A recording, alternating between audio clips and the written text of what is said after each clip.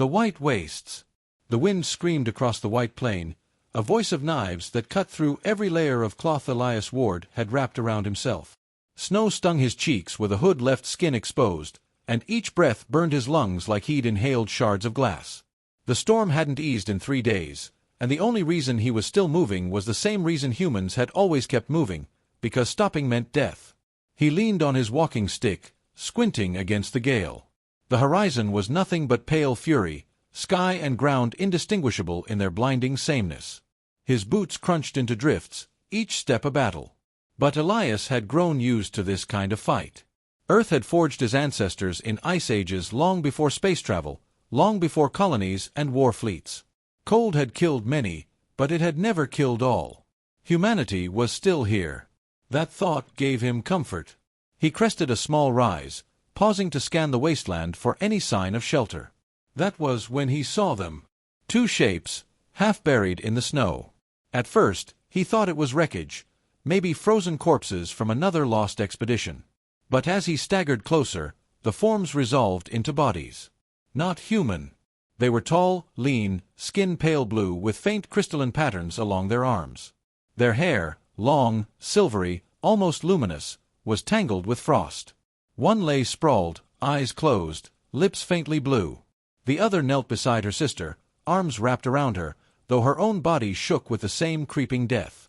Aliens. Elias had heard rumors of their kind from the outer colonies, an ice-born race whose clans lived in the northern ridges. But rumors also said they were harsh people, merciless to weakness. What were these 2 doing here, abandoned to the storm?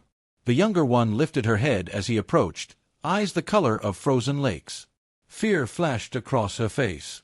She whispered something in a language he didn't know, clutching her sister tighter. Elias knelt in the snow beside them, his breath ragged. Logic screamed at him to leave. His supplies were already thin. 2 more mouths would doom them all. Survival wasn't about charity. Survival was about cold choices. But looking at them, fragile, desperate, alive, he felt something shift. He remembered the stories of Shackleton, of polar explorers who saved their crews against impossible odds. He remembered the long chain of stubborn humans who had chosen, again and again, not just to live, but to drag others with them into life. "Easy now," he muttered, though they couldn't understand. He pulled open his pack, stripping out his spare thermal blanket. "Not on my watch." The younger one flinched as he draped it over them, but when warmth seeped in, her expression cracked into something between disbelief and relief.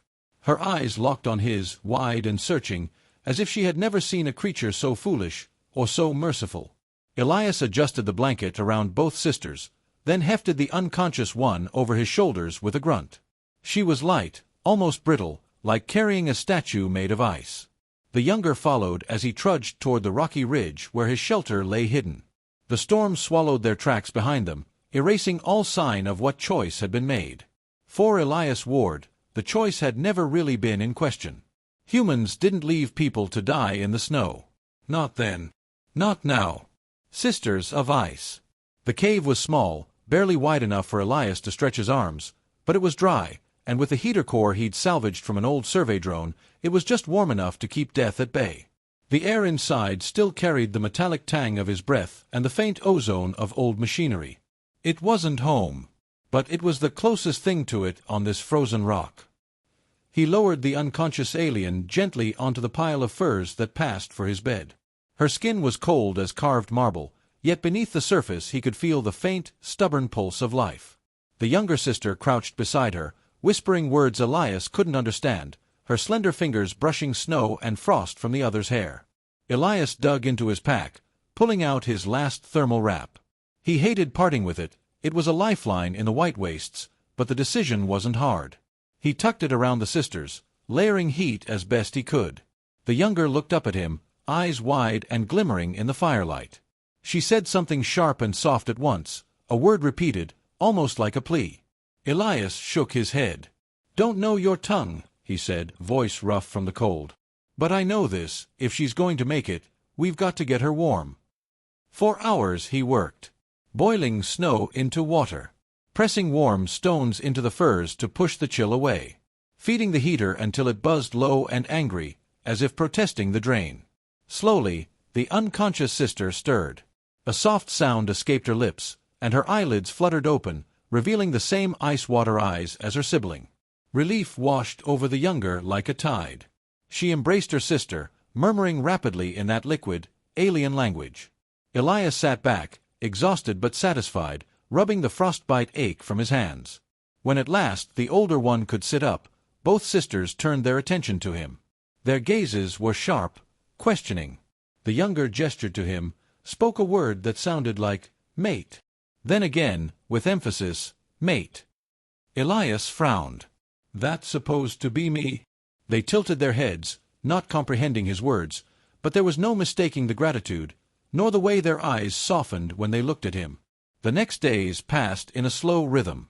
Elias taught them gestures, pointing to fire, to water, to food, and they returned the lessons, repeating words in their tongue.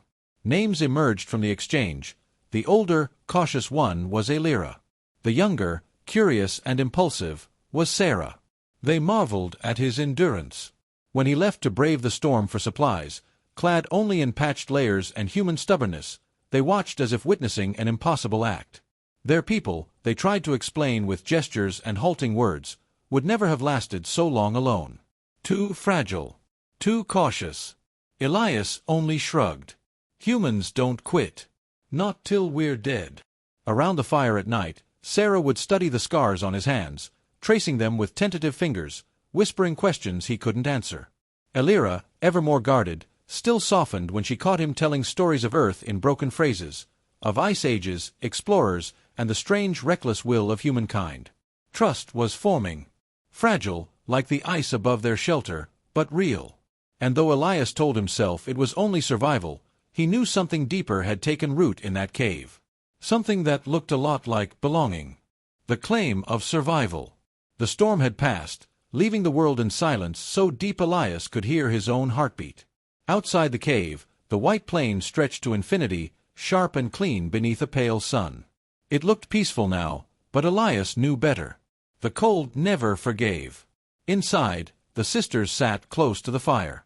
Sarah's laughter rang like chimes as she fumbled with the striker Elias had given her, trying again and again to coax a spark from flint and steel. Elira watched, reserved but attentive, her long fingers wrapped around the haft of a bone knife Elias had fashioned for her. "Fire first," Elias said, crouching beside Sarah. He gestured, exaggerating the motion. "Strike, catch, breathe." His words meant little, but the rhythm carried. On the next try, sparks leapt, kissed the dried moss, and a fragile flame licked upward. Sarah gasped, delighted, as if she had summoned the sun itself. "That's it," Elias grinned. "Now you're dangerous." Elira met his gaze, her expression unreadable. Then, carefully, she mimicked his gesture. Not for fire, but for the knife, how to hold, how to cut. Elias obliged, demonstrating grip and swing. She followed with precise economy, a quick learner with a mind like ice, sharp, unyielding.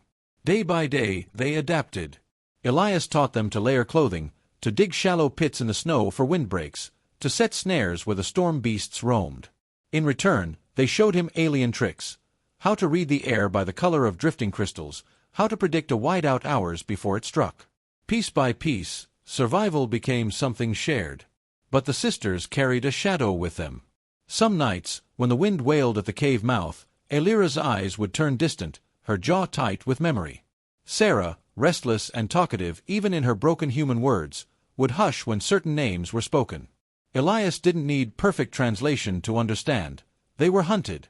It was on the 6th morning that the truth came. Elira traced a symbol into the frost, an angular crest, harsh lines cutting like blades. She tapped her chest, then slashed the mark away with her palm. "Exiles. Cast out."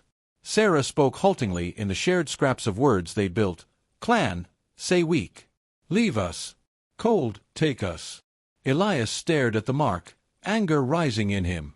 To abandon them here, for weakness? It was madness. On Earth, weakness hadn't been a death sentence. It had been a challenge, a reason to band together. His people had survived because they carried each other. They were wrong, he said firmly, though he doubted they understood. He jabbed a thumb against his chest. "With me, you live. Something in his tone carried through the language barrier. Sarah's eyes widened, her lips shaping the word they had given him days before, mate. Elira echoed it softly, reverently this time, as if speaking an oath. Mate.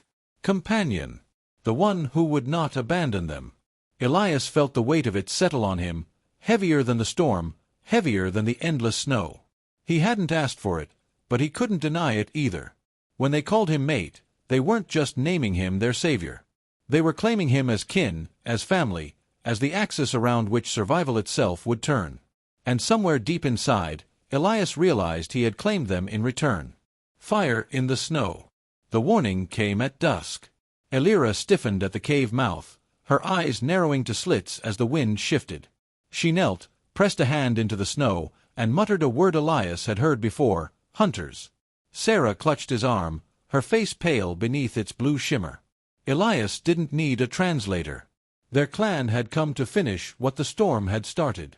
He checked his rifle, half-charged cells, good for maybe a dozen shots. Not nearly enough. Against a hunting party bred for this world, strength wouldn't matter. But strength had never been humanity's edge. We fight smart, Elias muttered. That's how humans do it. He set to work quickly. Snares strung across the drift paths. Tripwires rigged with scavenged charge packs. Snow packed into false mounds to hide the sharp steel of his survival spikes. The sisters watched, then joined, Elira laying out crystal shards that would fracture under a boot, Sarah digging shallow pits disguised with loose powder. By nightfall, the trap field was ready. They huddled in the cave, fire dimmed to a glow, breath held tight. The hunters came like shadows. 6 figures, taller than Elias, draped in furs marked with the same crest Elira had drawn in frost. Their eyes glowed faintly in the dark, scanning for movement. The first fell into a pit with a startled roar, his leg twisting against a buried spike. Another tripped the wire, a blinding flash knocking 2 more to the snow. The rest surged forward, and then Elias was up, rifle barking fire into the storm. The cave mouth exploded into chaos, ice shattering, snow spraying, shouts and a tongue filled with fury. Elias moved like he had on Earth's battlefields. Duck, fire, retreat, strike. Where the rifle failed, his knife spoke. Where brute strength would have broken him, sheer refusal kept him standing. Elira struck with her knife, swift and precise. Sarah hurled burning sticks from the fire, driving back one of the hunters with smoke and sparks. They were no longer prey. They were pack. The skirmish ended as suddenly as it had begun. 3 hunters lay groaning in the snow, wounded but alive. The others dragged them back, eyes locked on Elias. There was no triumph in their gazes now, only wariness. One hissed a word that needed no translation. Monster. Elias stood panting, bloodied but unbowed, the sisters at his sides. Remember this, he growled, voice carrying across the wind. Humans don't quit. We don't leave our own. You want them, you'll have to go through me every time.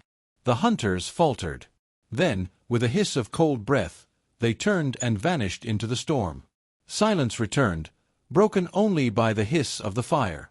Elias sagged to his knees, exhaustion washing over him. Elira caught his shoulder, steadying him. Sarah pressed against his side, whispering softly in her language, the word mate repeated like prayer. They had chosen him. And in fighting for them, he had chosen them too. That night, as the storm howled over their shelter, the fire burned bright, and for the first time since he'd set foot on this frozen world, Elias Ward did not feel alone.